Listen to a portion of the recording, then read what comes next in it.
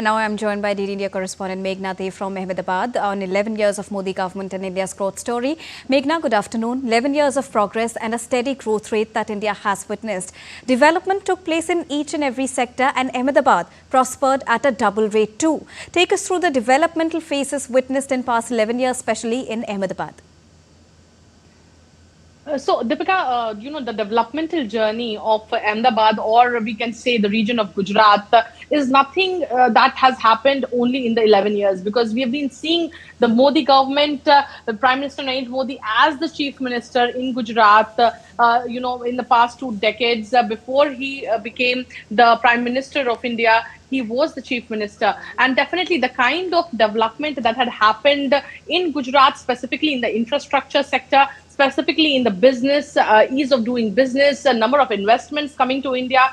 For example, Suzuki came to Gujarat, 60 years ago. So that actually paints a picture how important was the kind of investment, the kind of manufacturing, the kind of companies that came to Gujarat very early on. And after, when we did actually see that Prime Minister Narendra Modi, from the Chief Minister, he became the Prime Minister in 2014, he implemented those kind of progressive or developmental aspects for different sectors in the country. Now we actually also have InSpace in Ahmedabad. InSpace definitely does hand-holding for space startups. Now India is also gaining a lot of ground in terms of space startups. We have Agnikul, Bellatrix, and many more such space startups which have created a remarkable ground.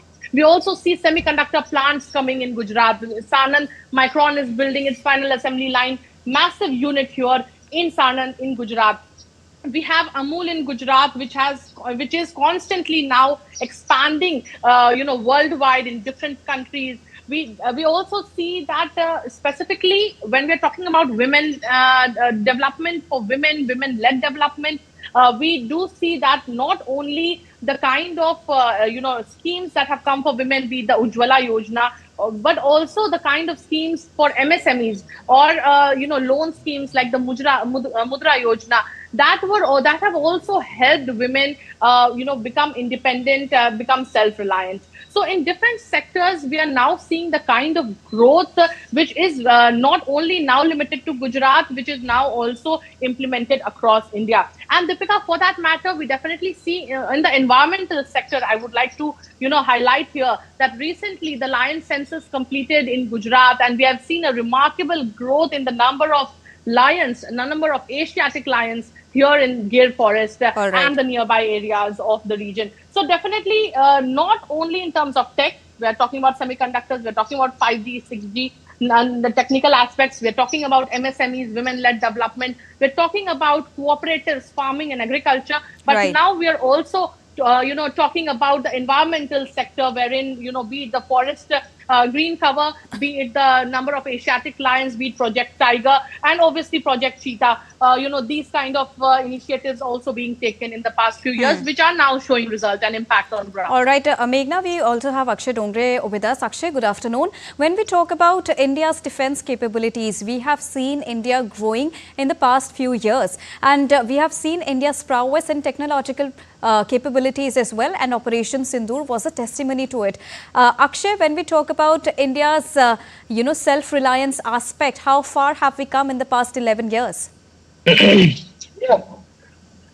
Well, as far as India's self-reliance is concerned, be it in terms of defense or be it in terms of research and development, as far as other allied sciences are concerned, so India has done quite well. In fact, the testimony is the Operation Sindoor and how the homegrown tech was at the mainstay of attacks against terror infrastructure inside Pakistan, which started from BrahMos, which is a joint venture between India and Russia. And the kind of pace that it has gotten as far as more manufacturing plants is definitely not only going to boost India's defense, but also make India a major exporter of these kind of supersonic missiles. You have Tejas Mark 1A and Mark 2 are also being planned. AMC has gotten a green flag, that is the Advanced Medium Combat Aircraft, a fifth generation fighter jet that can in fact be one of the most high-tech fighter jets around anywhere in the world. So that is also in the pipeline as far as R&D is concerned. From land to sea, from air to even in the space sector, everywhere India has expanded in the last 10 years. And let me give you an example. The biggest one is the INS Vikrant, that is the indigenous homegrown aircraft carrier. The Navy currently has a capability of manufacturing about 75% of their equipment indigenously. When you look at the Army, then India is manufacturing AK rifles for the armed forces. It is manufacturing its own Arjun tank for again the Indian Army, Pinaka rocket launcher missiles. Then while you have S-400 from Russia, you also have Akash air defense system that protected the Indian skies, along with S-400 and other kind of indigenous air defense systems. So they have literally saved lives. If I have to be concise, they literally saved lives. They saved lives of thousands of people against attacks by Pakistan. The progress was very recently demonstrated of our indigenous capabilities and the way we are moving towards self-reliance. Because while Pakistan had gotten support from countries like Turkey, while India has gotten support from other countries, it did not require equipment directly being flown at the time of war. It could manufacture its own defense equipment. So that is a testimony to the Make in India story of the last 11 years. All Back right, to you, thank you. Deepika. Thank you so much, Akshay, for joining us and bringing us a rounded perspective on India's defense capabilities. Coming back to you, Meghna, we were talking about the development progress that Ahmedabad has made so far, but also when we talk about from business point of view, the economy has also flourished from Ahmedabad, and now we can see the reflection of it when we talk about India's progress becoming the fourth largest economy overall. Absolutely. And Deepika, in these sectors, we are talking about energy sector. Gujarat houses one of the biggest solar parks in India. We are talking about, the road, railways, the ports, the Mundra port, the Kandla port, the kind of, we can actually see that the kind of, not only in these sectors, but also the textile sector, gold and diamond sector, when we're talking about Surat. There are different aspects to it now. Now we are actually seeing that Surat has also become a hub for lab-grown diamonds.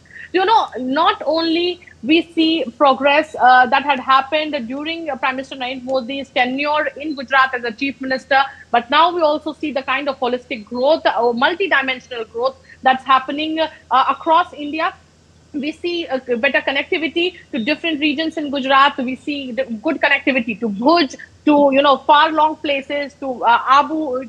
When we go to Rajasthan, we see Mount Abu, from Banaskantha to Mount Abu, all the roads. We're talking about Vande Bharat trains, multiple trains to Rajasthan, to MP, to Maharashtra. This helps the business men commute easier, commute faster. We have, time and again seen different editions of the Vibrant Gujarat Summit. Time and again, number of investors from across the globe come to the Vibrant Gujarat Summit to invest, to see the kind of capacities that Gujarat has built in the past, couple of decades, to actually have it as a realization that big companies, big manufacturers can come to Gujarat and set up the units. And now not only it is limited to Gujarat, we have been seeing semiconductor, talks of different semiconductor companies coming to Jewar. We are seeing a number of different ports, number of shipping industries actually setting up their units in different areas. We are seeing, obviously, Akshay spoke about defense manufacturing. We're talking about the textile sector. We're talking about railway bridges. A lot of things in terms of manufacturing have also happened. Besides, when we're talking about tourism as well as education, we are now seeing a number of institutes of national importance coming up in different areas, airports coming up in different areas. Tourism, with obviously the religious and cultural importance and the kind of corridors that have been built across the places of religious importance, have also boosted tourism. So we definitely see a holistic, multi-dimensional growth and the impact on the ground, the work which has happened in the past 1 decade. And I would like to, sum up with that the work that has been done in the past 5 years the impact will now start showing up when we are actually Indeed. seeing that it's just the All first right, as year India is of on the third its term way of the to Modi become government. the developed nation by the year 2047. That's the target. Thank you so much, Meghna, for joining us and bringing us a rounded perspective on India's developmental journey as the Modi government completes its 11 years.